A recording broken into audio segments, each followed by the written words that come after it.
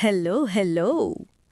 आज की कहानी थोड़ी गर्म है, थोड़ी खौफनाक और हर लफ्ज के साथ एक सवाल छोड़ जाती है। पावर ज्यादा बड़ी होती है या सच बोलने की हिम्मत? मैं हूं आरजे सिया और आप सुन रहे हो वो यादें।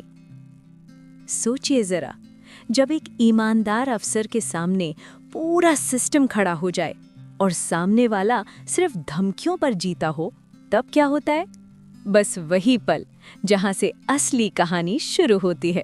इतना कहकर रुद्र ने अपनी सारी भरी हुई भावनाओं को एक ही झटके में टेबल पर उतार दिया।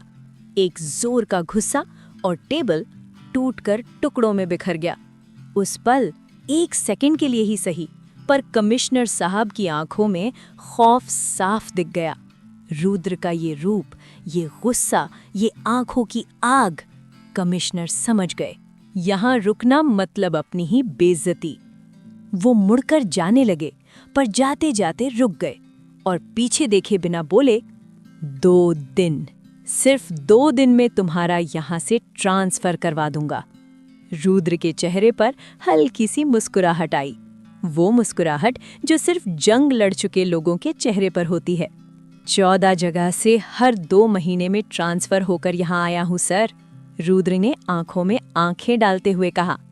घट घट का पानी पिया है, तब जाकर ये हिम्मत आई है। उसकी आवाज शांत थी, पर लफ्ज भारी।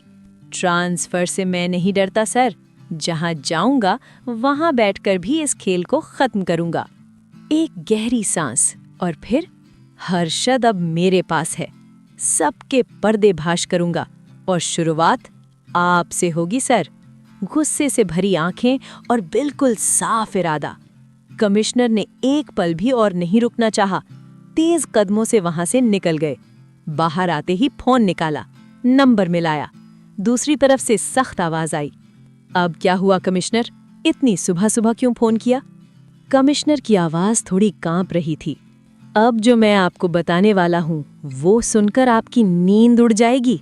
बोलो, ऐसा क्या हो गया? रुद्र ने हर्षद को अरेस्ट कर लिया है और उसके खिलाफ एक मोटी सी फाइल भी तैयार कर ली है। अगर हर्षद ने मुंह खोला तो सब के सब अंदर जाएंगे। फोन के दूसरे कोने पर कुछ सेकंड्स की खामोशी, फिर एक ठंडी सी आवाज, रिलैक्स कमिश्नर। हर्षद के मुंह खोलने से पहले ही उसका मुंह हमेशा के लिए बंद हो जाएगा। कमिश्नर ने लगभग गिड़गिड़ाते हुए कहा, प्लीज जल्दी कुछ करो और इस रुद्र का भी कुछ करो। ये तो शनि बनकर मेरे पीछे पड़ गया है। उसका इलाज भी जल्दी कर दूंगा।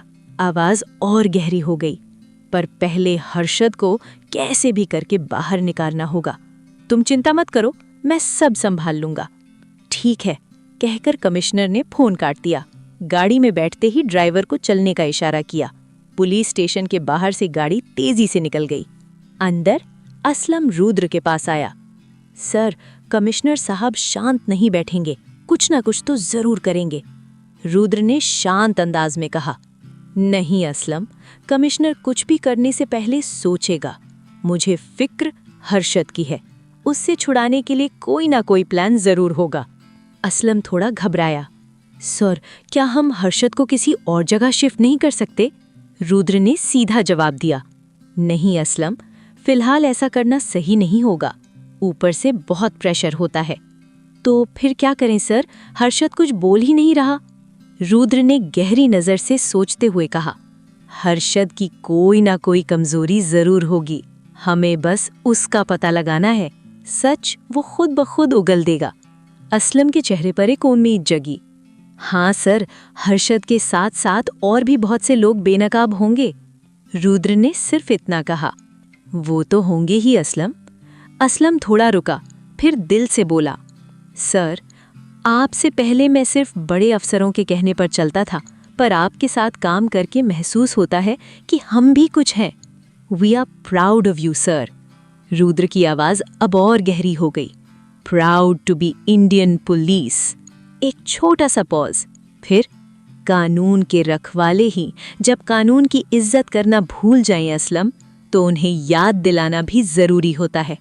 और कहानी यही नहीं रुकती, क्योंकि हर्षद के राज अभी बाकी है। कमिश्नर का अगला कदम भी और रुद्र की जंग अब शुरू हुई है। सोच के देखिए, जब सच सिस्टम से टकराता है तो टूटता कौन है? मिलते हैं अगले हिस्सा में, क्योंकि कुछ सच धीरे धीरे ही सामने आते हैं। हाँ सर, और इसमें मैं आपके साथ हूँ, असलम ने पूरे यकीन के साथ कहा। रुद्रा ने थकी हुई सांस लेते हुए कहा, तो इसी बात पर एक एक कप चाय हो जाए? कमिश्नर साहब की बातों से मेरा सर दर्द करने लगा है। बिल्कुल सर, मैं अभी लेकर आता हूँ, कहते हुए असलम बाहर चला गया। रुद्र आकर कुर्सी पर बैठ गया। दिमाग में बस एक ही नाम घूम रहा था, हर्षद। थोड़ी देर में असलम चाय ले आया, कप आगे बढ़ाया। रुद्र ने उसे कुछ कागज वेरीफाई करने के लिए बाहर भेज दिया और खुद हर्षद की फाइल खोलकर बैठ गया। हर पन्ने के साथ साजिश और गहरी होती जा रही थी। शाम हो चुकी थी। रुद्र अपने कैबिन में था, तभी रागिनी अंदर आई। उसने हर्षद से जुड़ी कुछ ऐसी डिटेल्स दी जिससे रुद्र अपनी मंजिल के एक कदम और करीब पहुंच गया। रागिनी बोलती जा रही थी और रुद्र पूरे ध्यान से सुन रहा था, पर रागिनी का ध्यान रुद्र के चेहरे पर अटका हुआ था। फाइल दिखाते हुए अचानक रागिनी का हाथ रुद्र के हाथ से छू गया। एक पल के लिए वक्त जैसे रुक सा गया।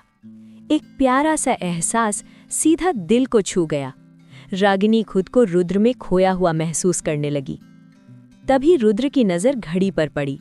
वो उठते हुए बोला, रागिनी, ये फाइल तुम असलम को दे देना और उसे कहना मुझसे फ़ोन पर बात कर लेगा।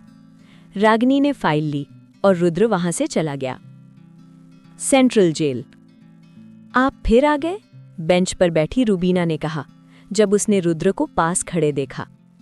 घर है अपना, रुद्र हल्की मुस्कुराहट के साथ बोला, कभी भी आ सकते हैं। जी बिल्कुल, रुबीना ने धीरे से कहा। यहाँ बैठ सकता हूँ? बैठ सकते हैं, सब आपका ही है। कुछ पल की खामोशी के बाद रुद्र ने पूछा, रुबीना, एक आखिरी बार, क्या तुम किसी पर भरोसा नहीं कर सकती? सर, अब यही मेरी दुनिया है। क्या इस दुनिया में खुश हो तुम? रुबीना की आवाज़ बोझिल हो गई। खुशी क्या होती है ये कुछ सालों से भूल चुकी हूँ। अब बस जितनी जिंदगी है जी रही हूँ। ऐसी जिंदगी किस काम की? रुद्र ने धीरे से कहा, जिसमें जिंदगी कम बोझ ज्यादा लगे। ये तो सच है कि तुम बेगुनाह हो। हाँ सर, पर इस बात को कौन मानता है? मैं मानता हूँ। आपके अकेले के मानने से क्या होगा सर? रुद्र की आवाज में पूरा यकीन था। एक अकेला इंसान चाहे तो इतिहास बना सकता है। अगर तुम साथ दोगी तो मैं अकेले भी तुम्हें इंसाफ दिला सकता हूँ। रुबीना ने आंखें झुका लीं। छोड़िए ना सर, ये बातें सिर्फ किताबों में अच्छी लगती हैं। असल जिंदगी में इनका कोई मतलब नहीं। किताबें भी तो असल जिंदगी पर ही आधारित होती हैं, रुद्रा ने कहा। एक बार खुद पर भरोसा करके देखो, शायद सब आसान लगने लगे। रुद्रा अभी रुबीना को समझा ही रहा था कि अचानक आसमान से एक घायल पक्षी उड़ता हुआ नीचे गिरा। रुबीना तुरंत उठ खड़ी हुई, उसके पास गई। उसके पंजों में डोर उलझी हुई थी। बड़े प्यार और ध्यान से रुबीना ने वो डोर निकाली। पक्षी को हाथ में उठाकर उसे सहलाने लगी। बेंच पर बैठे रुद्रा बड़े गौर से ये पूरा मंजर देख रहा था। आज रुबीना के चेहरे पर दया और प्रेम के अनेक भाव साफ दिख रहे थे। रुद्रा मन ही मन सोचने लगा, ये भला किसी को क्या नुकसान पहुंचाएगी जो एक जानवर के दर्द से भी तड़प उठती है? ये तो ऊपर वाले की नेक बंदी है जो खुद जुल्मों का शिकार हुई है। पक्षी अब ठीक हो चुका था। रुबीना ने उसे आसमान में उड़ा दिया। उसके होठों पर एक प्यारी सी मुस्कान फैल गई। रुद्रा ने जब वो मुस्कान देखी तो उसे लगा जैसे उसका दिल अभी बाहर आ गिरेगा। इससे ज्यादा खूबसूरत नज़ारा उसने कभी नहीं देखा था। रुबीना ने मुड़कर रुद्रा की तरफ देखा। रुद्रा अभी भी सिर्फ उसी को देख रहा था। उसकी आंखें रुबीना के कलेजे में जैसे धंस सी गईं। रुबीना जाने लगी तो रुद्रा ने कहा, जाने से पहले मेरे सवालों के जवाब तो दे दो। रुबीना रुकी और धीरे से बोली, कुछ सवालों के जवाब ना जानने में ही भलाई होती है सर। अच्छा ये बताओ, रुद्रा ने पूछा, तुमने उस पक्षी को आज़ाद क्यों कर दिया? रुबीना ने सीधा कहा, कैद में रहने वाला इंसान ही जानता है आज़ादी का असली मतलब। रुद्रा की आवाज़ और गहरी हो गई। नहीं, बल्कि तुम्हारे मन में अभी भी कहीं ना कहीं आज़ाद होने की चाह बाकी है। रुबीना की आंखों में अचानक नमी आ गई, चेहरे पर दर्द उभर आया, जैसे रुद्रा ने उसके दिल की बात पढ़ ली हो। रुबीना ने नम आंखों से रुद्रा की तरफ देखा और तेज कदमों से वहां से चली गई। मैं कल फिर आऊंगा, रुद्रा ने जोर से कहा। शाम ढल चुकी थी, अंधेरा गहरा रहा था। रुद्रा बाहर आया और गाड़ी थाने की तरफ दौड़ा दी। थाने पहुंचकर जैसे ही वो अंदर जाने लगा, सामने पाटिल मिल गया। अरे पाटिल जी, बहुत बहुत शुक्रिया, रुद्रा ने कहा। शुक्रिया? पाटिल हैरान हो गया। किस बात का शुक्रिया साहब जी? सुबह घर के कामकाज के लिए जो आपने आदमी भेजा था, रुद्रा ने कहा। आदमी? पाटिल और ज्यादा हैरान। आप किस आदमी की बात कर रहे हैं साहब जी? अरे वही रघुवीर, रुद्रा ने थोड़ा सख्त होते हुए कहा, जो सुबह मेरे घर भेजा था। पाटिल अजीब सी नज़र से रुद्रा को देखने लगा, फिर धीरे से बोला, पर मैंने तो किसी भी आदमी को नहीं भेजा साहब जी। और यहीं से कहानी एक नया मोड़ लेती है। कौन था रघुवीर और क्यों किसी को पता नहीं? सोचिए, जब सच के साथ साया भी चलने लगे तो पहचान कैसे होगी? मिलते हैं अगले हिस्से में, क्योंकि कुछ राज अभी खुलना बाकी हैं। मैं हूँ आरजे सिया। इस कहानी पर आपका क्या कहना है, कमेंट सेक्शन में बताना। कहानी पसंद आई हो तो लाइक करना ना भूलें। Bye bye.